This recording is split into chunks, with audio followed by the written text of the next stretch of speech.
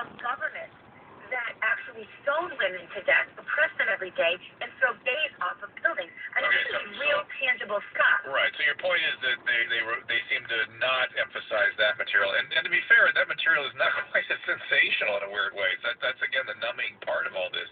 Go ahead, Anthony. You were talking about the media too.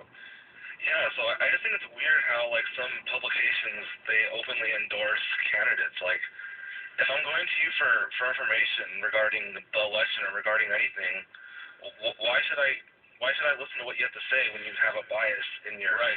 It's interesting. That's one of the aspects of this election campaign that reminds me of the 1822 election with Andrew Jackson, which is there were newspapers that were just to put out propaganda about one candidate or the other.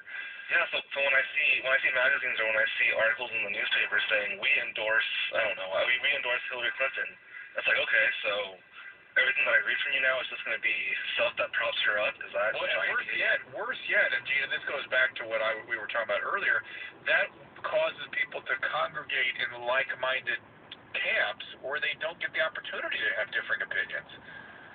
Yeah, and I think also one important point that your caller is making is it's so clearly un-American. It's even worse to consider the collusion we see in the WikiLeaks between the media and the Clinton campaign than when at least a paper prints it on the front, and you know you're not reading an unbiased news source. But I think it hurts what is American about us. We hear about Pravda, and we want to think that we're different and freer, right? As one of the I heard I've got to break this up and go to break very quickly, but I heard a Pravda administrator being interviewed one time. He goes, look, it's all the same. We have our paper is just a political instrument, yours is a commercial instrument. And I was like, he's kind of got a point. But it's all getting blurred now. So, Gina, thank you again. We'll look for you at tell us again, the drginashow.com? drginashow.com. Yeah, and I'll be cutting